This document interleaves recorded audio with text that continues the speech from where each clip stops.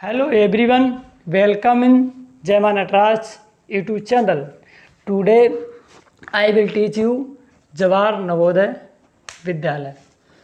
तो आज हम आप लोगों को जवाहर नवोदय विद्यालय प्रवेश परीक्षा 2021 के क्वेश्चंस कराएंगे। तो जैसा कि आप लोगों को पता है कि हम चैप्टर 1 पिछली वीडियो में आप लोगों को करा चुके हैं, तो चैप्टर 2 आज हम आप लोगों को कराएंगे। तो चैप्टर 2 है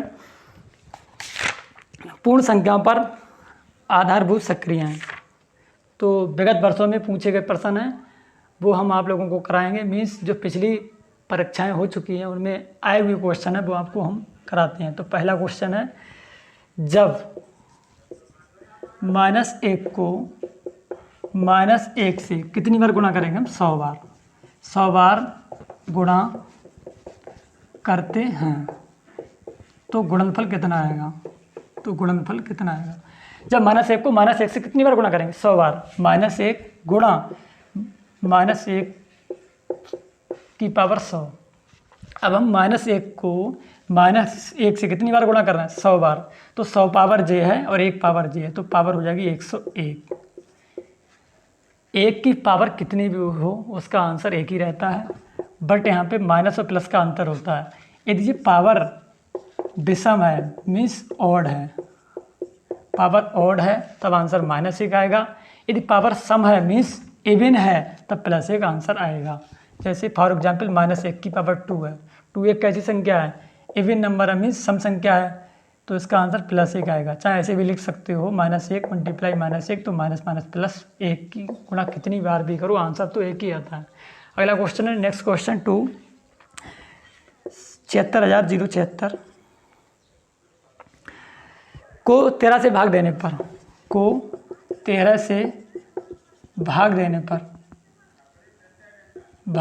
पर भागफल कितना आएगा? भागफल कितना आएगा? तो इसे भाग दे दो, आराम से आसानी से भाग दे सकते हो आप लोग। तो सबसे पहले क्या है, इसमें कितने डिजिट हैं? 2 डिजिट हैं 13 में, जिससे भाग करते हैं वो क्या कहलाता है? भाजक। जी क्या है? भाज्य। तो सबसे पहले हम 76 को लेंगे, तो 13 × 78 ज़्यादा हो जाएंगे, 13 × 5 = 65। घटाओ कितना बचा? 11। 0 उतार लिया हमने तो 13 × 104 हो गया। कितना बचा? 6 बचा। 7 उतारा 67 हो गया। 13 × 5 = 65। कितना बचा? 2। 13 दूनी 26। तो आंसर हो गया 5852। ये हमारा हो गया आंसर। नेक्स्ट क्वेश्चन है क्वेश्चन नंबर 3, 5 अंकीय छोटी से छोटी संख्या जो 75 से पूरी विभाजित हो जाए। नेक्स्ट क्वेश्चन 3 है, अरिहंत प्रकाशन की बुक है, उसका चैप्टर नंबर 2 है और पेज नंबर 15 पे है। 3 क्वेश्चन है, 5 अंकीय छोटी से छोटी संख्या निकालना है। छोटी से छोटी संख्या जो 75 से विभाजित है, पूर्णतः विभाजित है, वो आपको निकालना है। तो पहला ऑप्शन दिए हुए हैं। पहला ऑप्शन है 10025, दूसरा ऑप्शन है 10005, तीसरा ऑप्शन है 10075, चौथा ऑप्शन है 12050। तो इसे कैसे करेंगे? सबसे पहले देखो 75, 5 अंकीय छोटी से छोटी संख्या फाइंड करनी है हमें जो 75 से विभाजित है। तो 75 को आप ऐसे लिख सकते हैं 75। इसे आप कर सकते हैं, देखो 75 3 2 जा 5 5 जा, देखो ऐसे कर सकते हैं। तो इसके फैक्टर आए 5 5 3। तो जो संख्या 3 से डिविजिबल हो जाए और जो 5 से हो जाए और जो 5 5 जा 25 से हो जाए और 5 3 जा 15 से हो जाएगी। मीन्स जो संख्या है तो सबसे छोटी संख्या निकालनी है। अब जैसे संख्या आप सबसे पहले लेके चलते हैं, इसको आप देखो 3 से कट जाएगी, 5 1 कितना होगा? 6। इसके अंकों का जोड़ करेंगे तो 6 से भी कट रही है, सॉरी 5 से भी कट रही है और 3 से भी जी कट रही है। इसके बाद हम देखेंगे 25 से, 25 से कट जाएगी। देखो 25 5 5 जा 25 से नहीं कटेगी क्योंकि 25 4 जा 100 होते हैं, फिर जे नहीं कटेंगे, तो जे आंसर गलत, जे नहीं हो सकता है। अगला जे वाला देखो, ये देखो 5 1 कितना होगा? 6। 3 से भी कट जाएगी, 5 से भी कट जाएगी और 25 से तो कट ही रही। तो 25 4 जा 100 और जे भी कट रहा है। इसके बाद जे वाला देखो, अभी 5 2 7 1 8, जे 3 से नहीं कट रहा तो जे भी आंसर नहीं हो सकता। 7 1 8 और 5 13, जे भी 3 से नहीं घटा, जे आंसर नहीं हो सकता, तो आंसर होगा चौथा। यहीं से क्लियर हो जाता है, तो ये हमारा आंसर सही हो गया, राइट आंसर हो गया 4। क्वेश्चन नंबर 4 है 8 9 3 6 4 5 तथा 6 3 5 4 8 9 के योग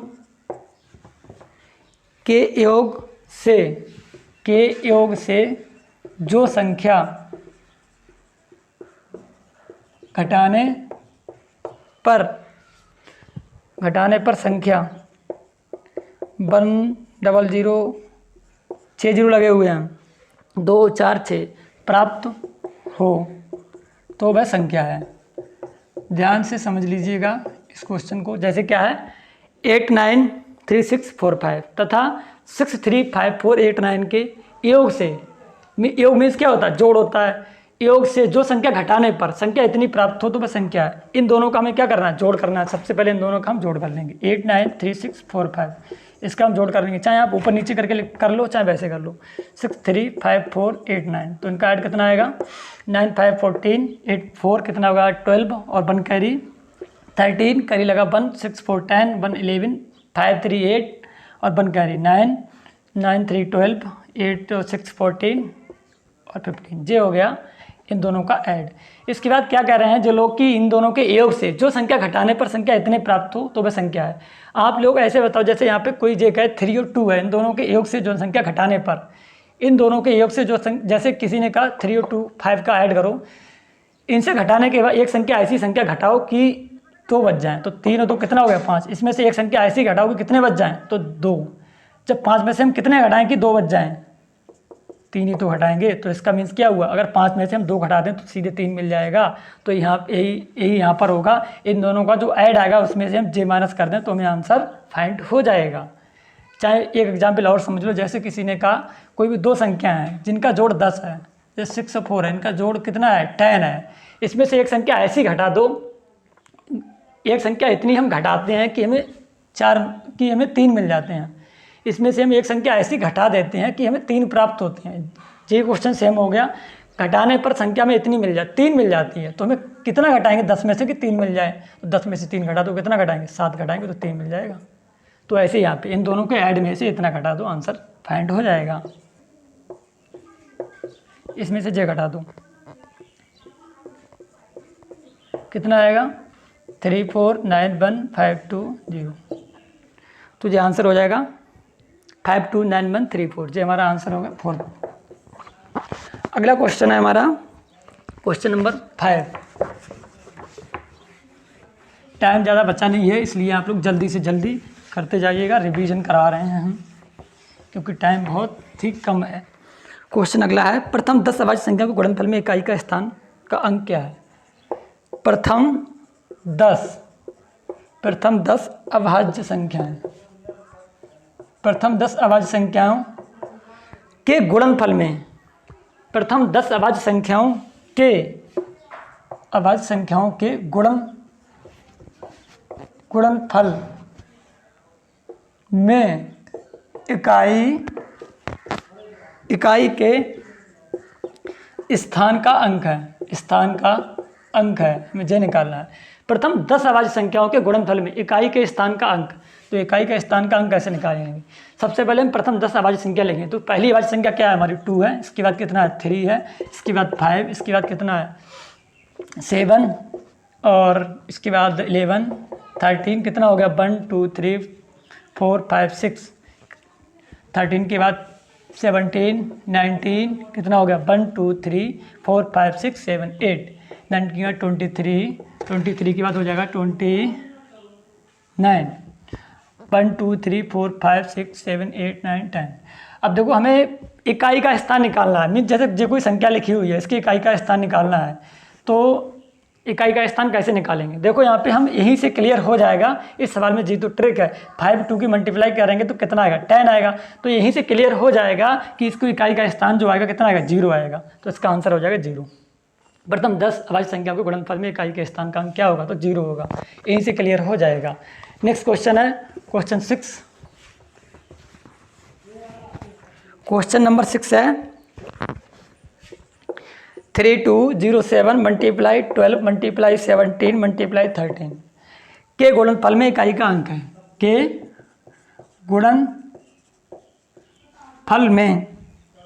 गुणनफल में इकाई का अंक है। तो इसे हम कैसे फाइंड करेंगे? देखो बहुत ध्यान से देखिएगा, बहुत ही जल्दी से, बहुत ही आसान क्वेश्चन है।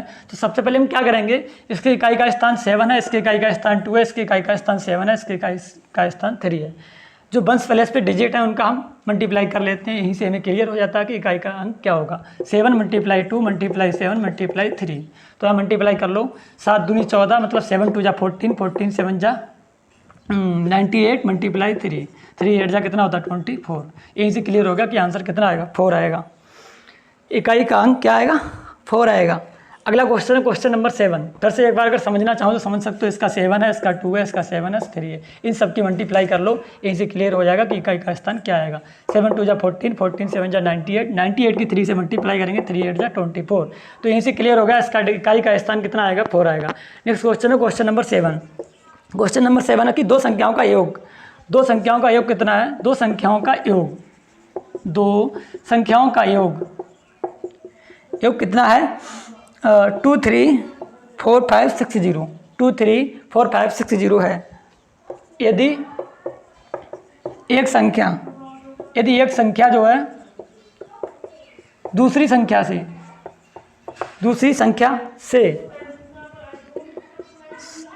10010 अधिक है,